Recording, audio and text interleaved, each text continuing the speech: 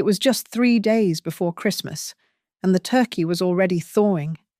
I'd spent 2 decades keeping this tradition alive in Ravenford, but this year, the phone rang, and the world went cold. "Mom, listen." Lucas's voice was flat, devoid of warmth. Marcia and I decided to keep it small. "You're uninvited." The word hung there, sharper than any knife. It wasn't until he casually added, "Oh, and you need to wire over the mortgage payment. I'm kind of tied up," that I realized I wasn't just being excluded. I was being treated like an ATM that had served its purpose. "My name is Eleanor Brooks, and I turned 57 this past spring. I'm a widow, living in the quiet, too familiar town of Ravenford, right here in the American Midwest. I've always believed in keeping things steady, especially around the holidays. This year was no different. I was in the kitchen, humming an old tune, measuring flour for the traditional gingerbread cookies. The house smelled like cinnamon and pine, the same smell it's had every Christmas for 20 years. I had Lucas's present, a new leather briefcase, already wrapped and sitting under the tree. Lucas, my only son, is 33 now, married to Marcia Green, and he has a house of his own. The phone rang, pulling me away from the dough. It was Lucas. "Hey, sweetheart," I said, trying to inject my usual cheer. His tone was immediate and flat. "Mom, I'm calling about Christmas." A smile started to form. "Oh, I know. I'm just finishing up the baking. I should be over around 4 o'clock. There was a pause, heavy and uncomfortable. "No, that's why I called. You're uninvited." The word hit me like a physical blow, silencing the humming in my ears. Uninvited. From my son's home. What are you talking about?" "Lucas." My voice was barely a whisper. He sighed, an impatient, theatrical sound I've grown to despise. "Look, Mom, it's just easier this way. You make people uncomfortable. Marcia, mostly, she needs this Christmas to be stress-free, and you know how I get. The casual cruelty of the phrasing stripped away everything. It wasn't just being excluded, it was being told I was a burden, a problem to be managed. That feeling, the humiliation, it felt like a deliberate, searing stab right through my pride. For 57 years, I'd defined myself by being his anchor, and now he'd simply cut the rope. I was struggling to find air, trying to form a response, when he barreled on, the transition seamless, proving his focus was elsewhere entirely. "So, anyway, I'm really strapped this month. We had some unexpected expenses, with Marcia. Can you just handle the mortgage payment for me this month? I'll send you the details. It's about $3,800. The sheer audacity of it left me numb. He had just disinvited me from his life, telling me I was irritating. And in the next breath, he was demanding I pay for the roof over his head. It was then I realized the truth. I wasn't his mother anymore. I was simply the easily accessed vault, the Brightspan credit union account he hadn't emptied yet. I didn't argue. I didn't cry. I simply said, "Send me the number." I wanted him off the phone before the rage, hot and unfamiliar, boiled over, and I said something I couldn't take back. Lucas didn't even say goodbye. He just mumbled a quick thanks and hung up. The next few hours were spent staring at the untouched gingerbread dough. I thought about the years I'd spent working at Brightspan, the local credit union, juggling accounts and loan approvals, working doubles just so Lucas could have decent shoes and a good college application. I was a widow by age 35. and I poured every ounce of myself, every single check, into giving him a life of decency and opportunity. I never asked for anything back. Only loyalty, only warmth. Now, he wanted to pay for his comfort, his wife's comfort, by using my money while denying me a seat at the table. Christmas Day arrived, silent and grey. I didn't turn on the lights. I didn't play the carols. The silence in my little house in Ravenford was deafening. I imagined them over there, Lucas and Marcia, perhaps enjoying the privacy I'd been accused of disturbing. I pictured the house, the one I'd helped them buy with a generous down payment, and the mortgage payment he had just expected me to cover. That night, staring out the window at the snow, the old Eleanor, the one who always rushed to fix his mistakes and rescue him from debt, died a quiet death. A new thought took root, cold and crystalline. He wanted me to pay for his security while simultaneously discarding me. "Not this time," I whispered to the empty room. "This time, I'm not going to save you. And this time, you'll pay your own consequence." The chill of the Midwest winter was nothing compared to the cold reality that settled over me the day after Christmas. The estrangement hadn't happened overnight. It had been a slow, grinding process since Lucas married Marcia 3 years ago. Marcia, with her razor-sharp ambition and her habit of calling me the anchor in a tone that clearly meant the dead weight, always saw me as an obstacle to their upward climb.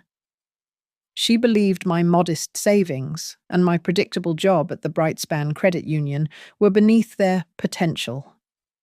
I decided to stop just feeling the pain and start analyzing it.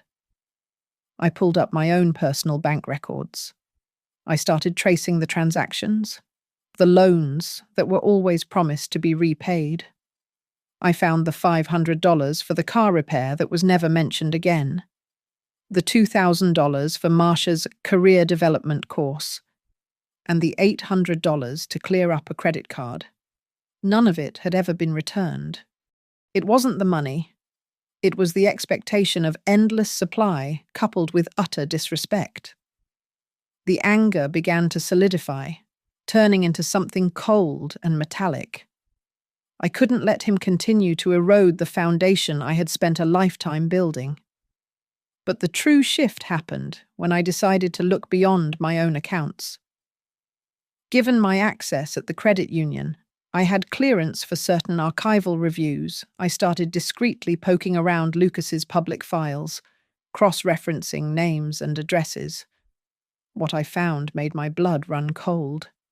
Not only had Lucas borrowed heavily, racking up debts I was unaware of, but I discovered documentation, digital communication copies, showing he had used my name, my full name, to secure 2 small signature loans from secondary institutions, loans that I had zero knowledge of. He hadn't just stolen my money, he had started stealing my identity. "He's destroying me," I whispered, staring at the screen late one night in my office at home. The next discovery was far worse, a punch to the gut that left me breathless. Tucked within a series of emails between Lucas and a real estate advisor was a discussion, calculated and callous, about moving me into a cost-effective facility, a cheap nursing home, by the beginning of the new year. They were openly discussing liquidating my assets to free up capital for an investment property. I wasn't an anchor. I was an expired asset, scheduled for disposal. Lucas saw me as nothing more than a barrier to his immediate financial ambition. The realization brought a strange sort of peace, an absolute clarity. The tears dried up immediately, replaced by a steely resolve. "If my son views me as a liability, fine," I said, the words sharp in the silence. But liabilities can sink, and sometimes they drag the ungrateful down with them. I knew what I had to do. I needed more than just a shoulder. I needed a tactical partner. The next morning, I drove out of Ravenford to meet my dearest friend, Harriet Dunn. Harriet, who was 61 and a formidable corporate lawyer in the next county, was the only person I trusted implicitly. She was brutally honest and legally brilliant. We met at a quiet cafe, and I laid out the entire story, from the uninvited call to the discovery of the forged loans and the cold-blooded nursing home plan. Harriet, with her salt and pepper hair pulled back tight, listened without interrupting, only sipping her black coffee. When I finished, the silence stretched out for a long minute. Then, she slowly placed her cup down and let out a long, weary sigh. "Oh, Eleanor," she said, her voice low. "It's always the ones you bleed for. This isn't just about money anymore, is it? No. It's about respect. It's about survival," I told her. Harriet leaned forward, her eyes narrowing with professional focus. "All right, we don't get mad. We get organized. We'll do this cleanly, legally, and in a way that hurts him the absolute most." Harriet didn't waste a second. "First things first. Eleanor, you cut the cord. Entirely. No more dribs and drabs. No more emergency bailouts. You stop any financial support to Lucas immediately, starting with that mortgage payment he asked for. Then, we gather our arsenal. We spent the rest of the afternoon meticulously reviewing my bank statements. I cancelled all recurring automatic transfers to Lucas and locked down any joint or supplementary accounts he might have known about. The process was cold and clinical, driven by necessity rather than emotion. Harriet insisted on digital copies of every loan I'd given him, every text message where he hinted at financial trouble, and especially the evidence of the forged signature loans. "This is crucial," Harriet stated, tapping a manicured nail on a printout. "The minute you stop paying, he'll panic, and desperate people make mistakes. We need to be ready to document those mistakes. The legal process," Harriet explained, "wasn't just about cutting him off. It was about preemptively building a case for financial elder abuse, given his attempt to exploit my identity and liquidate my assets." The next piece of the puzzle arrived when Harriet introduced me to Miles Carter. Miles was 54, a private investigator with a weathered face and eyes that missed nothing. He had a reputation for being shrewd, but adhering strictly to ethics a necessary constraint for Harriet's legal strategy. "Miles doesn't chase shadows. Eleanor," Harriet told me. "He chases paper and digital footprints. Lucas and Marcia won't see him coming." Miles quickly got to work, focusing his attention on their financial activities and, more importantly, their movements. He started with the basics, monitoring their credit report activities and known associates. Within 2 days, Miles had his first alarming hit.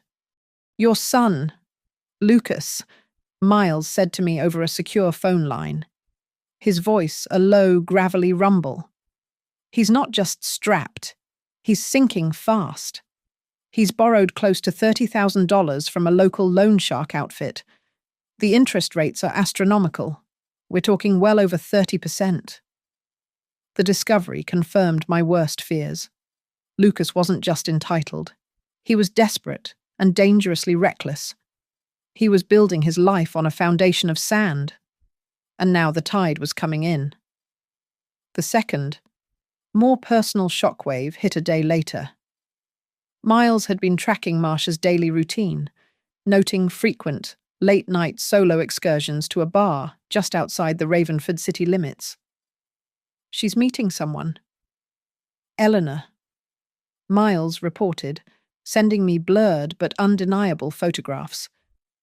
The man's name was Darius Hall, a bartender at the suburban dive where she spent most of her time. The images clearly showed intimate physical contact, confirming an affair. But Miles was after more than just infidelity. He followed the money. He gathered evidence screenshots, transaction logs, showing that Marcia wasn't using this rendezvous time to complain about Lucas. She was systematically transferring small amounts of money out of their joint checking account and into a private, newly opened account in her maiden name. This isn't about helping Lucas or escaping his debt, Miles observed coolly. She's preparing her exit. She's building a nest egg to cut loose, leaving him holding the entire bag of debt, including the loan shark. Harriet, upon seeing the evidence, was grimly pleased. Excellent. This shows the depth of the deceit within their marriage. But more importantly, it shows Marcia's intent to commit financial abandonment. We can use this to demonstrate Lucas's desperation was being actively manipulated by his wife, while still holding him accountable for the crimes against you. She immediately began drafting the initial documents for the Elder financial abuse complaint, ready to file when the timing was right. My instructions were simple, absolute silence. I was to continue acting as the slightly befuddled, easily manipulated mother the woman they believed I was.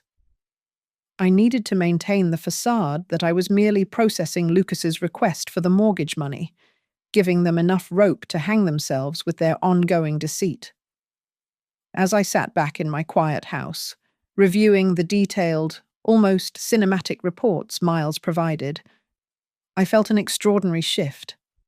I was no longer the victim sitting alone on Christmas Day. I was the silent strategist. I was the puppet master, watching my enemies, my own son and his calculating wife, dance closer to the edge.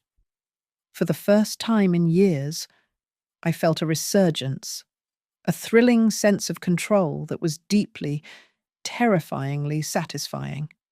The quiet tension of the new year was shattered one chilly afternoon when Lucas showed up unannounced. He didn't call. He just appeared on my porch in his expensive but slightly rumpled suit. He looked strained, his usual veneer of cool confidence visibly cracking. "Mum, I need to talk to you about the mortgage." He started, stepping inside without waiting for an invitation. He bypassed the living room and headed straight for the kitchen table, the universal symbol of family transactions. "The bank is calling me constantly," he continued, not meeting my eyes. "We're late. Marcia is a wreck over this, honestly. She's really struggling with her mental health, and the stress is making it worse.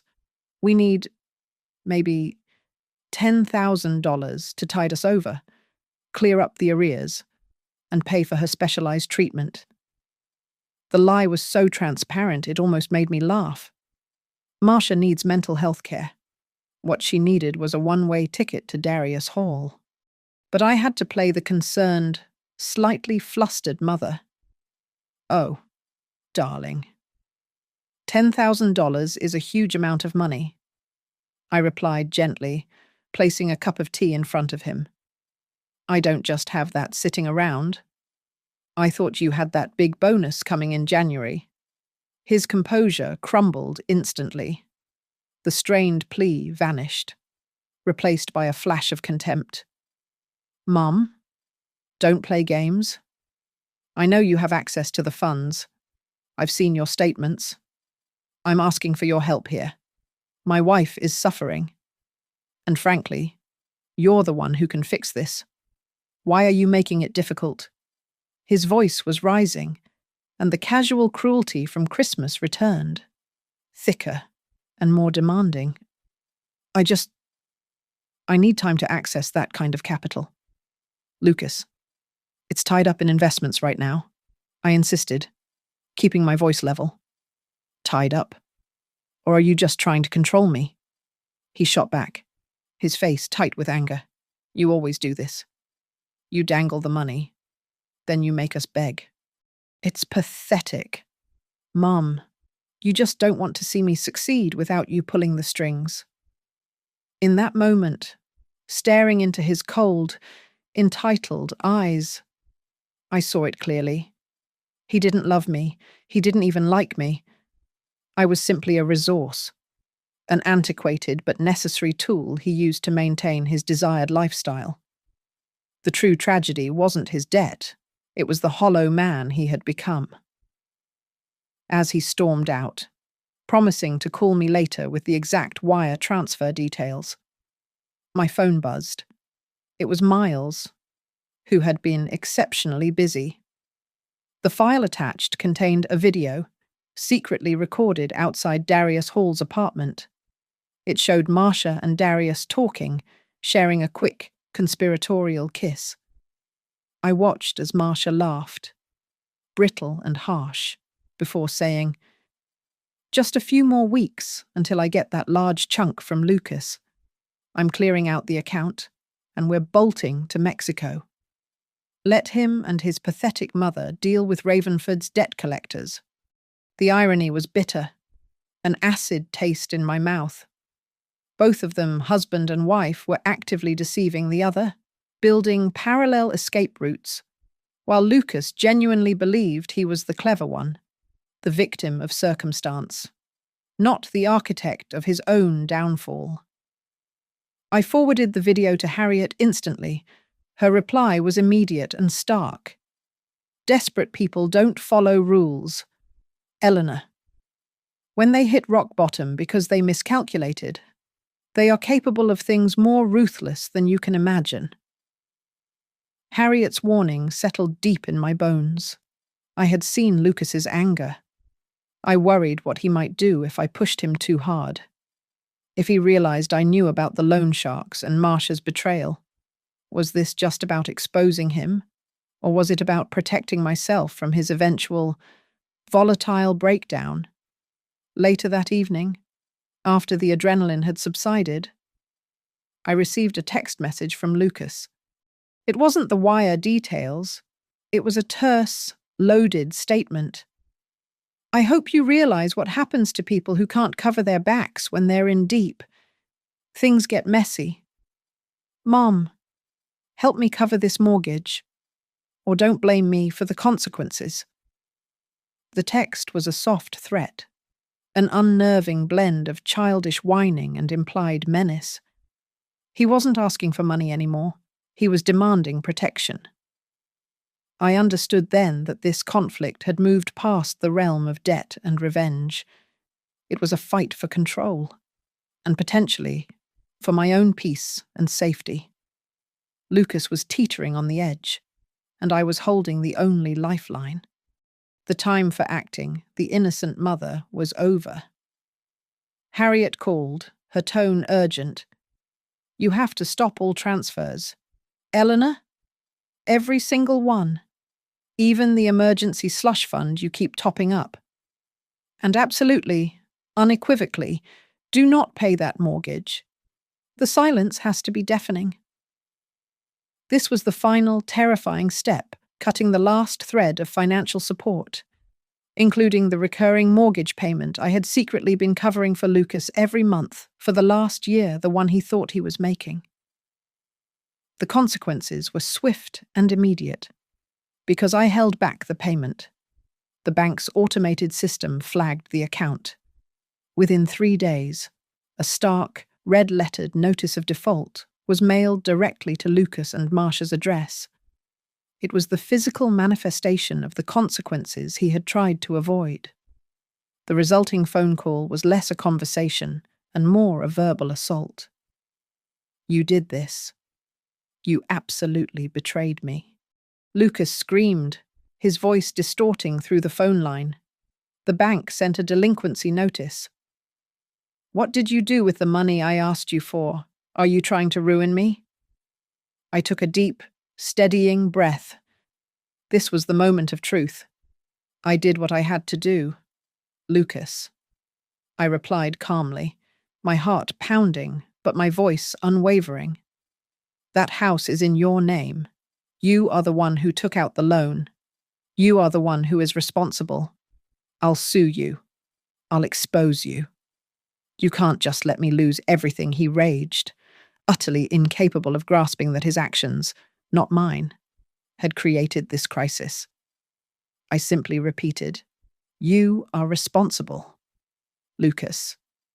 Then I hung up. I could no longer listen to his entitled desperation.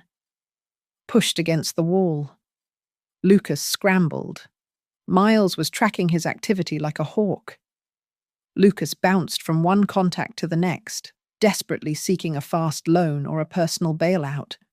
He was attempting every desperate measure possible, including trying to log into an old auxiliary savings account of mine that I had wisely locked down months ago.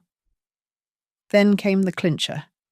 Miles provided irrefutable proof, timed to the hour, that Lucas had visited a notary service in a desperate bid to obtain a small business loan and had intentionally forged my signature on the paperwork, using an old power of attorney document he'd stolen. "It's deliberate fraud," Eleanor, Harriet confirmed. Reviewing the images Miles sent, he just handed us the entire case. "This moves from a civil financial dispute to a criminal matter. The legal profile is complete." Harriet immediately finalized the complete litigation package, including the evidence of the 2 previously forged loans, the nursing home plans, and now, this latest, most egregious attempt at identity theft. We were simply waiting for the perfect, most devastating moment to drop the bomb. Meanwhile, Marcia's behavior shifted dramatically. Knowing she was days away from bailing on Lucas, she became sickeningly sweet and attentive.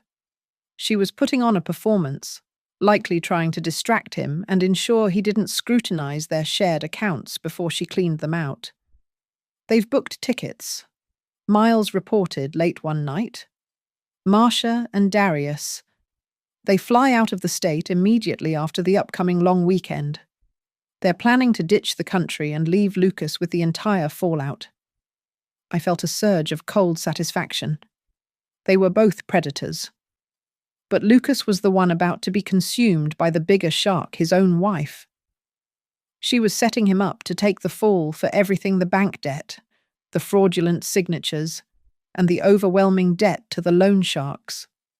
Lucas, in his arrogance, truly believed he was navigating this crisis, while his wife was calmly packing her bags and loading the gun for his execution.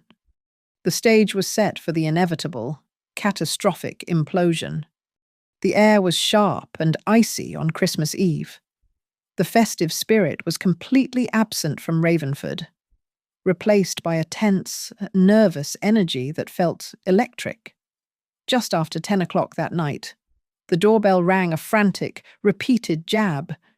It was Lucas, and the man standing on my porch was unrecognizable. His designer coat was open, his hair was disheveled, and his eyes were wide with a terror I hadn't seen since he was a small boy who had lost his father. He was shaking, less from the cold than from genuine, unadulterated panic. "Mum, please, please, you have to help me," he pleaded, shoving past me and leaning against the closed door. "The bank called again. They're starting the process. I swear. If I lose the house, I lose everything. Just this once. Mum, pay this 1 month, just until I can finalize the loan." His desperation was a palpable, suffocating force. I looked at the son who had told me I was uninvited because I made his wife uncomfortable. The man who had schemed to dump me in a cheap nursing home. Now, he was begging for the very comfort he had so cruelly denied me. The question hung heavy in the silent house. Do I save my son, the entitled, unforgiving adult, or do I let the consequences of his actions finally fall upon him before I could answer?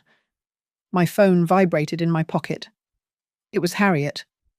"Harriet, I can't talk right now. Listen to me, Eleanor. Just listen. Marcia is gone. Miles just confirmed she cleaned out the joint account every last cent and vanished from the apartment about an hour ago." She left a note. My attention snapped back to Lucas. Before I could relay the information, his own phone chimed with a text alert, a specific, jarring tone I knew was only for Marcia. He snatched the phone from his pocket, his face cycling from panic to confusion to utter devastation as he read the screen. He sank to his knees, right there on my Persian rug, letting out a wounded, guttural sound. He dropped the phone. I picked it up automatically, reading the brutal simplicity of Marcia's parting shot, "I can't sync with you.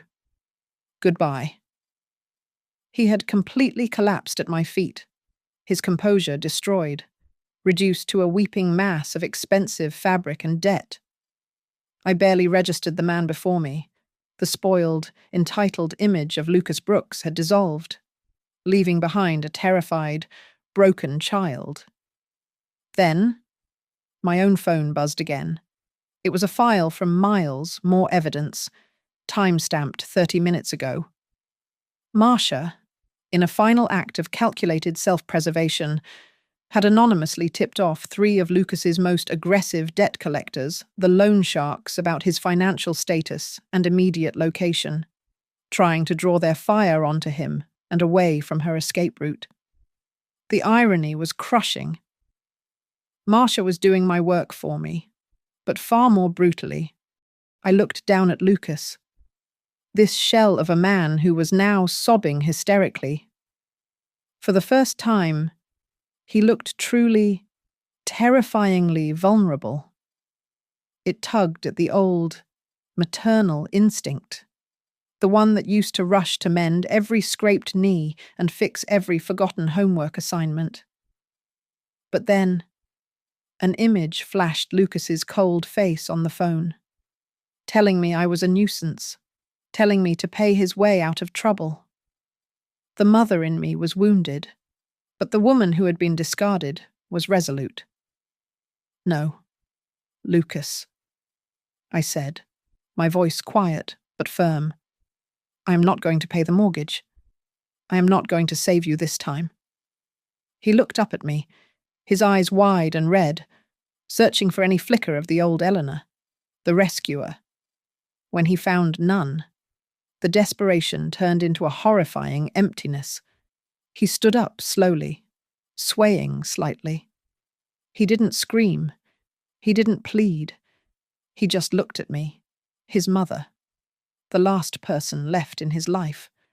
"If you don't help, don't blame me," he choked out, his voice raw, before turning and staggering back into the cold night, leaving me alone with the chilling, unspoken threat hanging in the air. The days immediately following Christmas were marked by an eerie quiet. Lucas vanished. He didn't respond to my calls or texts, not that I expected him to, and a quick, discreet check with a former colleague at Brightspan confirmed he hadn't shown up for work for 3 days. The silence was thick with the weight of that final, chilling threat. The formal wheels of consequence began to turn.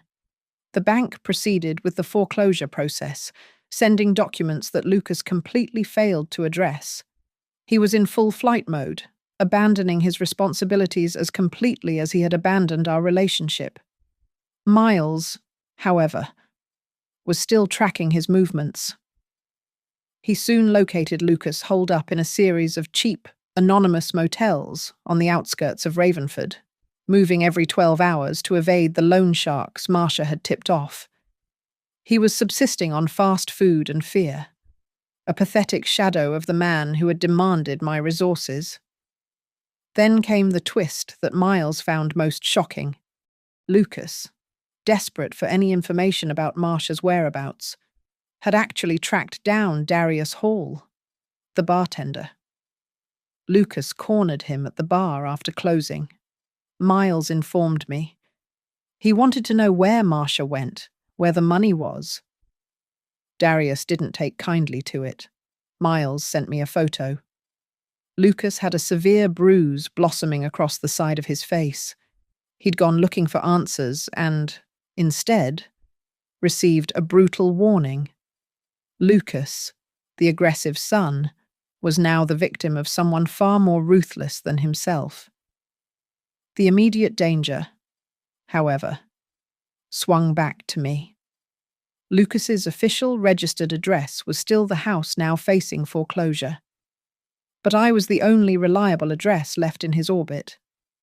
On the afternoon of New Year's Eve, two rough-looking men, clearly debt collectors, showed up at my door.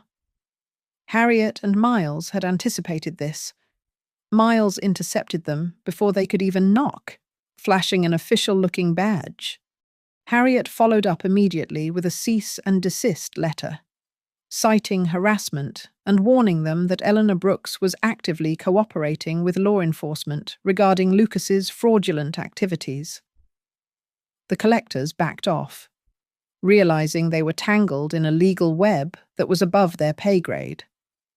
But the fear lingered. How far could Lucas go, the man who had been cornered, betrayed, and physically assaulted, was a truly unpredictable creature.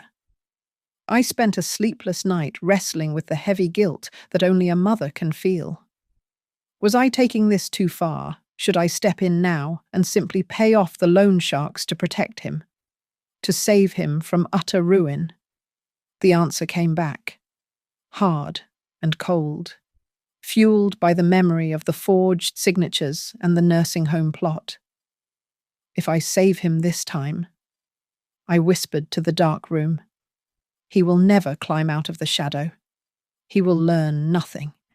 He will always believe his mother is the safety net, the eternal rescuer. My decision held firm. I would not retract the consequences. 4 days later, a week after Christmas, Lucas showed up again. This time, he didn't ring. He slipped through the back garden and knocked tentatively on the mudroom door, looking like a stray dog. He didn't smell of cologne or expensive soap. He smelled of stale cigarette smoke and desperation. I let him in, standing guarded. He didn't ask for the mortgage money. He didn't ask for any money at all. "Mum, I just need to talk," he mumbled, his voice hoarse. "I have nothing. Marcia, she took everything. I know she's probably long gone, but I just needed to tell you that I knew. I knew she was cheating for months." He hadn't been the smart one. He had simply been too cowardly to face the truth. He'd poured money into Marcia, hoping the investment would keep her loyal, hoping she wouldn't expose the rot in his life. He was truly, utterly empty-handed. I maintained my distance, leaning against the counter, refusing to offer comfort. But as I watched him, the bruises visible in the kitchen light, the defeat etched into his posture, I felt a pang. It wasn't the searing rage anymore. It was a profound, aching regret for the life we had lost, for the son he should have been. Lucas slid into the kitchen chair, avoiding my gaze, picking nervously at a stray thread on his jacket cuff. His voice was low, broken, and devoid of the demanding arrogance I'd grown used to. "Mum, I know you know," he finally admitted, his voice barely audible. "The last loan. The signature on the notary document. I forged it. I'm sorry. I was desperate. It was the confession I had waited for, the piece of the puzzle that confirmed the full extent of his betrayal. But hearing it delivered so weakly, not as a defiant boast, but a shameful whisper, didn't bring the rush of vindication I expected. I won't deny it. But please, Mom, I'm begging you now. Don't take this to Harriet. Don't send the documents to the prosecutor. I can handle the foreclosure. The debt collectors, I'll deal with it all. Just don't press the fraud charges. Please. Mom." I remained by the counter, my arms crossed, watching him intently. "You did what you did, Lucas," I said, my tone flat, emotionless, and every action has a price attached to it. He buried his face in his hands, and the sound that came out was raw and wrenching. He wasn't 33. He was 7 again, crying over a broken toy he knew he shouldn't have touched. He was crying, truly crying. For the first time since his father's funeral nearly 20 years ago, when he finally lifted his head, his face was wet and blotchy. It wasn't just the money, Mum. It was fear, pure fear. I saw all my friends, the guys I went to college with, buying these huge houses, getting promotions, talking about their portfolio growth. I felt like a failure. Marcia just kept pushing, saying I wasn't doing enough, that I was dragging her down. I was so afraid of being poor. Mum, so afraid of being exactly where I started. I thought the money, your money, could buy me enough time to catch up. I realized Lucas wasn't simply greedy. He was profoundly, dangerously weak. His ambition was a brittle shell covering a terrifying insecurity. He hadn't been motivated by strength, but by a paralyzing fear of failure and social comparison. Marcia hadn't created his entitlement. She had merely weaponized his insecurity. But recognition wasn't forgiveness, and understanding his weakness didn't absolve his crimes. It was past time for him to face the man in the mirror, not the one reflected in my bank account. I hear you, Lucas? I confirmed, finally moving toward the table. And I understand the fear, but I want you to understand my decision. He looked up, hope flickering faintly in his eyes. I am not going to pay the mortgage. I am not going to take on your debt. And I am not going to intervene with the legal processes you set in motion. My voice was the sound of bedrock, immovable and final. Harriet has all the evidence of the forgery. You have consequences coming, Lucas. And for the first time in your life, you are going to meet them alone. The horror on his face was absolute. He stared at me as if I had just declared myself a stranger. He truly believed that at the last possible moment, the inherent, unconditional bond of motherhood would force me to rescue him. When he saw the cold certainty in my eyes, his shock solidified into disbelief, then a terrible, quiet grief. He didn't try to threaten me again. He didn't rail against my cruelty. He simply stood up. His posture slumped. Every ounce of his fight drained away. He was lost, stripped bare, staring into an uncertain abyss. He left in silence, walking away without a word, just a figure defeated by his own making. As the door clicked shut, the silence that followed was immense. I had won the battle for control, but the victory tasted like ash. I felt an overwhelming sense of release. The burden of being his safety net was gone, but it was immediately replaced by the crushing weight of having utterly shattered my own child. The silence was less about triumph and more about the heavy, painful price of justice. The dominoes fell rapidly in the new year. 6 weeks after Christmas, the foreclosure process concluded. The bank officially seized Lucas and Marcia's home, finalizing the loss of the symbol of the life Lucas had so desperately tried to maintain. He was now truly homeless, reduced to crashing on couches and living out of a borrowed duffel bag. The real spiral began when the loan sharks, emboldened by Marcia's tips, intensified their pursuit. Lucas realized he was in physical danger, driven by fear. He finally did the responsible thing. He went to the local police department. Not to confess, but to seek temporary protection from the creditors. It was during the standard background check and financial screening conducted by the police that the truth began to unravel. They immediately flagged the high-interest loans and, more critically, discovered the attempts to secure credit using falsified documents. Lucas's desperation had led him straight into the arms of the law.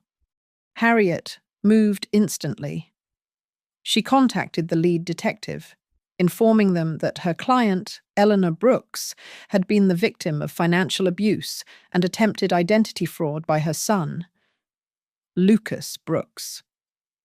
We submitted the meticulous, comprehensive file compiled by Miles, the forged signature papers, the text messages demanding payment, the evidence of his attempts to liquidate my assets. We didn't seek to press criminal charges. We simply provided the truth as evidence of the financial coercion Lucas had employed. Lucas was brought in for questioning and formally placed under criminal investigation. However, because he was cooperative, deeply remorseful, and facing overwhelming stress from his abandonment and massive debt, he was granted temporary release pending further inquiry. Then came the massive, public twist. Marcia, attempting to fly out of the country using falsified documentation, was detained at the border. Desperate to escape serious federal charges, she immediately turned on Lucas. She gave a full confession, attempting to paint Lucas as the mastermind behind all the financial schemes, including the specific fraudulent loans taken out in my name. It was a cold, final act of betrayal. But Miles was ready. He presented irrefutable evidence, transaction records, video logs, and Darius Hall's own confused testimony that clearly showed Marcia had been planning her exit for months, actively deceiving both her husband and her lover while preparing to saddle Lucas with all the financial and legal risk.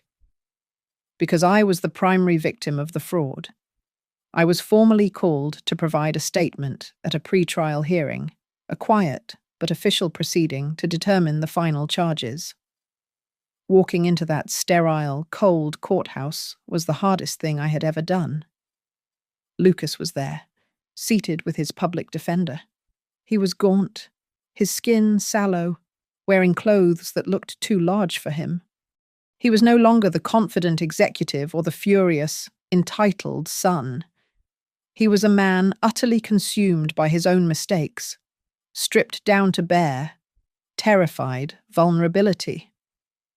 Our eyes met across the room. There was no defiance, no anger, just profound shame.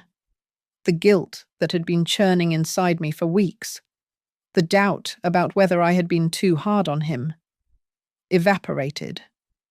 This was the consequence he had earned. As the lawyers conferred, Lucas slowly, tentatively, asked his lawyer for permission to approach me. He stopped 3 feet away, his voice barely a breath. "Mom," he whispered, his eyes filling with tears. "I don't expect you to save me. I know I deserve this, everything, but I just need you to know. I only hope that you won't abandon me." The plea was small, almost lost in the courtroom silence, but it hit me with the force of a tidal wave. It was an acknowledgement of my power, yes, but also a final, desperate admission that the fear of losing my love was greater than the fear of losing his house. The final sentencing hearing arrived a few weeks later. The evidence, Lucas's sincere cooperation, and Miles's irrefutable proof of Marcia's systematic manipulation and eventual abandonment swayed the court. Lucas received a significantly lighter sentence than his estranged wife. Marcia, facing a multitude of charges ranging from bank fraud to identity theft conspiracy, was looking at serious time. Lucas was ordered to participate in a strict financial rehabilitation program, repay his debt through structured restitution, and perform extensive community service. He avoided incarceration, but the freedom came with a crushing reality: he had to rebuild his life from scratch, under legal supervision.